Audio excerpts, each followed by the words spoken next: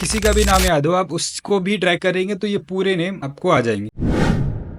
So welcome back दोस्तों। इस video में हम देखेंगे कि कस्टम लिस्ट क्या होती है और उसका क्या इंपॉर्टेंस है हमारे एक्सेल में। सबसे पहले मैं कुछ एग्जांपल से स्टार्ट करता हूँ। उसके बाद में हम देखेंगे कि हमें कस्टम लिस्ट की क्या रिक्वायरमेंट है। हमें जनरली कभी वीक डेज, मंथ या और भी कोई ऐसी चीज़ें लिखने की ज़रूरत होती है। मैं एक एग्जाम्पल से आपको बताता हूँ। अगर आपको कोई ज़रूरत है कि आपको डेज लिखना है, मंडे ट्यूसडे, तो आप जनरली इसे ऐसा टाइप करेंगे, Monday Tuesday and so on, आप ऐसे टाइप करते रहेंगे। या फिर आपको मंथ टाइप करना हो तो आप जनवरी, फरवरी, मार्च ऐसा टाइप करेंगे। बट एक्सेल हमें फीचर देता है कि आपको ये सब manually one by one type करने की ज़रूरत नहीं है। आप सिंपली इसे ऐसा, ये ड्रैग एंड फिल ऑप्शन है, इस पर क्लिक करके आप ऐसा इसको ड्रैग करेंगे तो ये ऑटोमेटिकली आपको पूरे डेज दे देगा। सेम फॉर अगर मैं मंथ के लिए भी करूँगा, सो सी जैसे जैसे मैं इसको नीचे सेल में लेके जा रहा हूँ, सो आप देखेंगे कि ये ड्रैग एंड फिल ऑप्शन के बाजू में एक मंथ का पॉपअप आ रहा है, जैसे अगस्त। अभी ये देखेंगे आप सितंबर, ये अक्टूबर। आप जैसे जैसे नीचे लेके जाएंगे वैसे वैसे उतने मंथ ऑटोमेटिकली ही वो हमारे उस सेल में आते जाएंगे। सेम फॉर अगर आपको कोई सीक्वेंस देनी है 1 2 3 4, जिस लाइक आप ऐसा ही करेंगे, इसको सिलेक्ट कर लेंगे। देन आप सिंपली इसको ड्रैग एंड फिल ऑप्शन पे ऐसा क्लिक करके आपको जितने भी जहाँ तक ये सीक्वेंस चाहिए वहाँ तक आप ड्रैग कर सकते हैं। इन एडिशन टू दैट, अगर आपको एक पर्टिकुलर नंबर के बाद में, मतलब एक, अगर आपको पर्टिकुलर गैप नंबर के बाद में आपको कुछ ऐसा चाहिए, सपोज लाइक दैट आपको दो दो के डिफरेंस में कोई नंबर चाहिए, आप सेम वैसा कर सकते हैं। एक्चुअली सो स्मार्ट कि आपने 2 4 6 ऐसा मेंशन किया है, 2 2 के डिफरेंस में कोई नंबर मेंशन किया है, तो वो उसी पैटर्न को फॉलो करेगा। एंड सेम आप अगर इसे ऐसा करते हैं 1 3 5, then Excel will follow this. एक एग्जांपल सी। ये सब जो पैटर्न एंड फंक्शनलिटी है, ये तो एक्सेल में ऑलरेडी सेव है।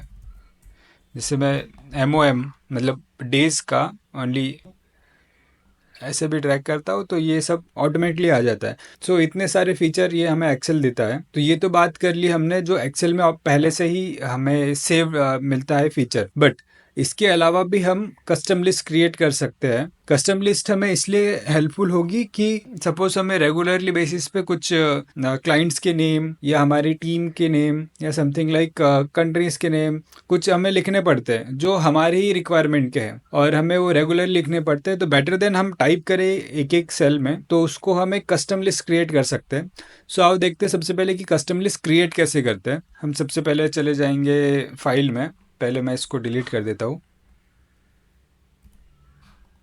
हम चले जाएंगे फाइल में। फाइल में जाने के बाद में हम यहाँ पे ऑप्शन पे क्लिक करेंगे।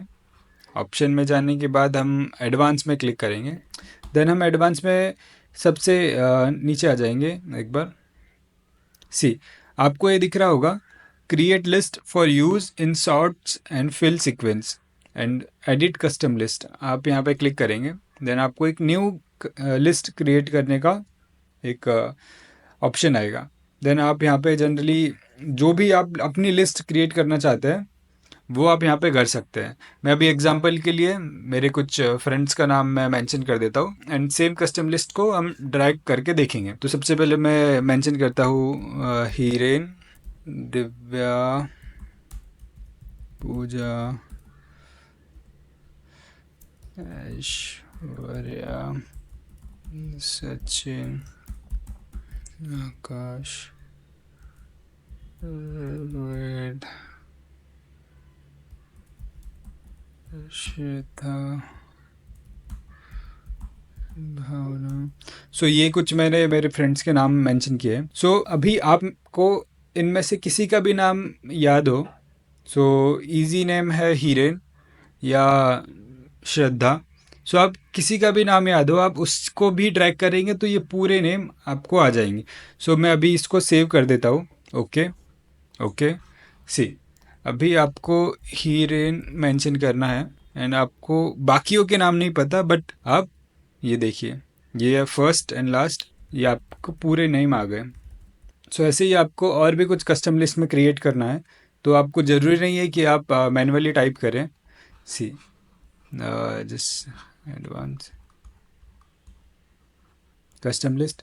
सो सो पिछले एग्जांपल में हमने देखा था कि न्यू लिस्ट के थ्रू हमने एक मैन्युअली टाइप करके कस्टम लिस्ट क्रिएट की थी, but we can import the list from the cell. So मैं एक एग्जांपल के लिए जो हमने लास्ट वीडियो में सीखा था उसका एक लिस्ट हम क्रिएट कर लेते हैं। सो इसमें कुछ भी हम रेंडमली हम टाइप करेंगे, जैसे मैं सेल्स टाइप करूँगा, देन बाकी के जो हमने टॉपिक्स कवर किए थे वो आ जाएंगे। देन इम्पोर्ट पे क्लिक करूँगा। सो जैसे मैंने इम्पोर्ट पे क्लिक किया वैसे ही ये सब सारी डिटेल्स जो सारे टॉपिक्स हैं वो यहाँ आ गए हैं। देन मैं अभी इससे ओके पे क्लिक करूँगा, देन ओके।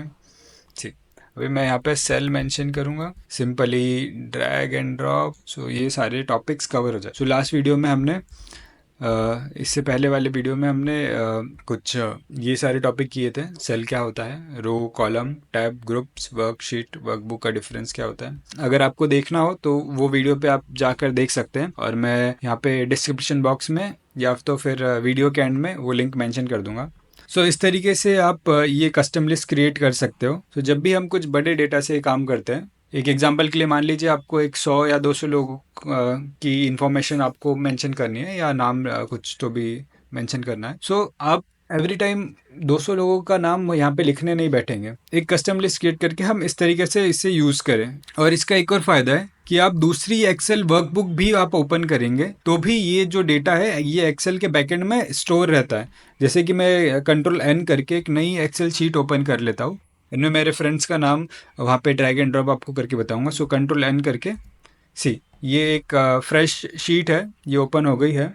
तो मैं यहाँ पे डालता हूँ दिव्या, एंड मैं जब इसे ड्रैग एंड ड्रॉप करूँगा, सो सी ये मेरे पूरे फ्रेंड्स का नाम आ गया। ये स्टार्ट किया था मैंने दिव्या के साथ में, ये यहाँ पे दिव्या एंड हो गया है। एंड मतलब ये जैसे जैसे आप इसको और ड्रैग एंड ड्रॉप करते जाएंगे, ये this name are keep repeating. एक बार इनका पूरा एक स्लॉट हो गया कि सो सी ये मैंने नई एक्सेल वर्कबुक बनाई है, फिर भी ये एक्सेल मैंने जो इसको डेटा दिया था, जो मेरी कस्टम लिस्ट क्रिएट की थी, वो इसको याद रख रहा है। सो आपका काम इससे बहुत आसान हो जाएगा। आप कंपनी में एचआर हो, कोई प्रिंसिपल हो, या समथिंग लाइक किसी भी डेजिग्नेशन पे हो, और आपको जनरली ऐसा टाइप करना पड़ता है, आपको सेल्स पर्सन के नाम टाइप करने पड़ते हैं, आपको एम्प्लॉयज़ के नाम टाइप करने पड़ते हैं। So it will be going to very easy. So I request कि इस वीडियो को यहीं पे पॉज करके एक बार आप प्रैक्टिस कीजिए, खुद एक एक्सेल ओपन करके स्टेप बाय स्टेप जो भी मैंने बताया है उसको फॉलो कीजिए। और आई होप आपको ये वीडियो से एक कस्टम लिस्ट कैसे क्रिएट करते हैं वो समझ आया होगा। एंड कमेंट बॉक्स में मुझे बताइए कि आपको और क्या सीखना है, या फिर इसी वीडियो में और क्या टॉपिक आप कवर करना चाहते हैं। सो मैं डेफिनेटली नेक्स्ट वीडियो में वो लाऊंगा। अभी के लिए इतना ही, मिलते हैं हमारे नेक्स्ट वीडियो में। जय हिंद।